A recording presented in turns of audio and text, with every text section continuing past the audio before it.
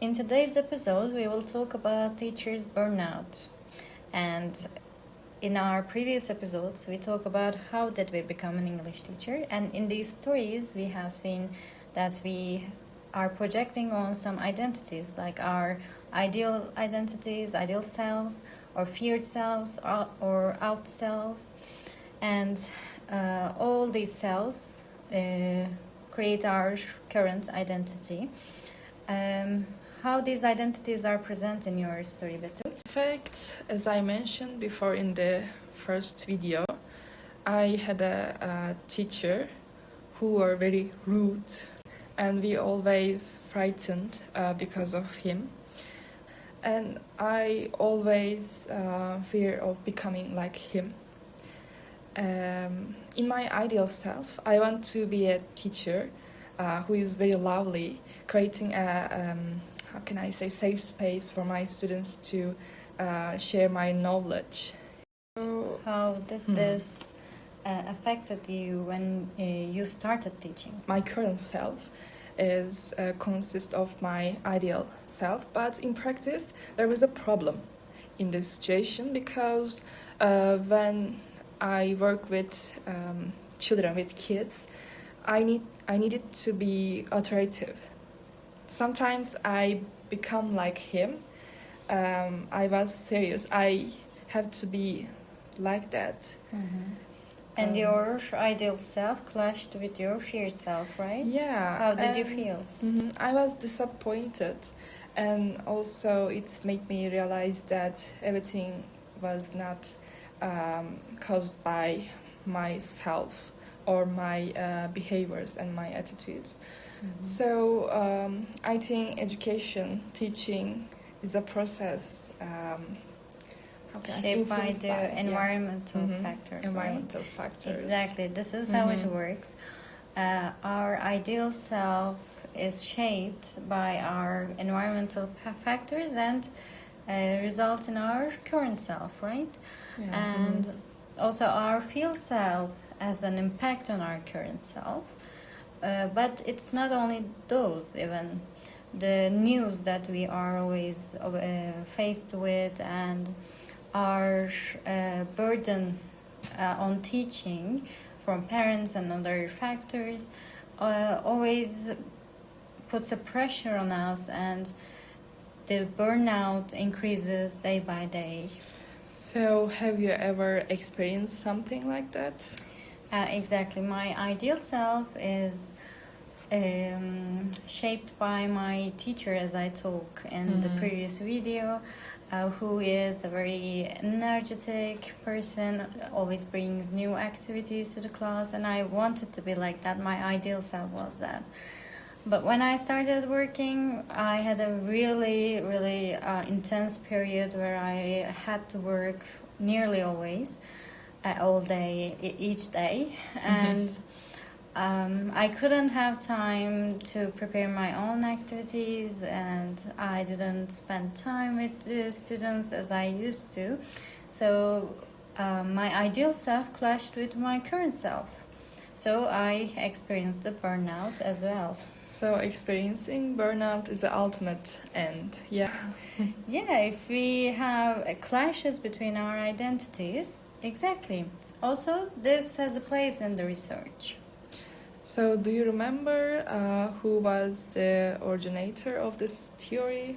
Or yeah, it was Dörnyei. The theory was formed in the use of language learners initially. So it was something like, how do we want to become a language speaker in the future, like our ideal selves, like that. But then Karimi and Nurius adapted this to the teacher education, and they formed these ideal self and fear self and our current selves, auto selves actually, for teacher education. And our ideal self is who we want to become, and our fear self is who we don't want to become, and our auto self is who we are right now, and it stands between these two between these continuums, like our fear self and ideal self, and when there are clashes between them, we experience the burnout. So shortly, they wanted to explain these terms from students, but then they transformed it into a teacher's perspective. And these are the things we faced in our teaching classes. We experienced 3 of them, Yes, I guess everyone experiences them, and we want to know, what are your experiences? What are your ideal selves? Yeah, I'm really curious about the comments about other teachers. Also, you can talk about your feared selves or your outer selves, the current selves. I think all the teachers are aware of these topics, but the important point is that how we can deal with these things. Yeah, it is important to deal with our gap between ideal self and fear self, and our ideal self need to compatible with our current situations, our environmental factors.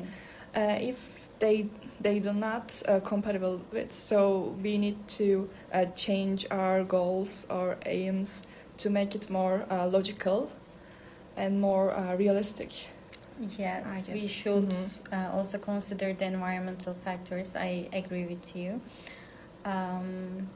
Also, we can focus on our ideal selves and make it more realistic, as you said, right? We accept more things from ourselves.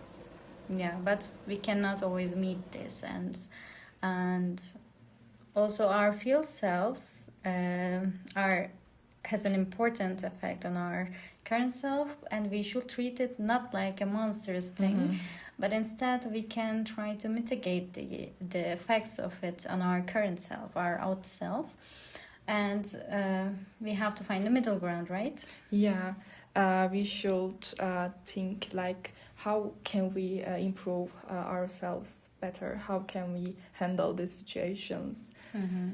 Also, our feared selves can even contribute to our work, right? In your example. Yeah, in fact, I need to use each of them maybe to improve myself. Sometimes I need to be a serious teacher. Sometimes I need to be very lovely. I should find balance between them. Exactly, but in order to do that, we need to be in environments that support us through this journey, because it's not an easy process. Also, as teachers, we can create this kind of space, a safe space to share our experiences and give ourselves some advices about the things we can change our situations. So this podcast is a great space to improve ourselves. Exactly, this is our aim in doing this podcast, right? When we share our experiences, I mean, we experienced this before, we shared our experiences, and then we realized that it's really effective in our teaching, and we wanted to share this experience with you as well. So if you would like to contribute or would like to share your experiences, we expect your comments. Exactly. We can answer our comments in the below, and we can support each other, and maybe we can benefit from others' comments, experiences, etc. Exactly. So to sum up, we can say that burnout is not only about our workload, but it is also about the clash between ourselves, right? Ideal selves or the odd self. And in order to overcome these challenges, the burnout, we should be in environments that support us through this process. So to sum up, rather than just focusing on our pedagogical skills, we need to realize the gap between the person we want to be or we become. We should be careful about it, and we need to realize to improve ourselves better and support our professional development. Exactly. I think it's a great message, a great takeaway. So see you in the next video. Thank you. We would like to have your comments. Yeah, thank you, and see you.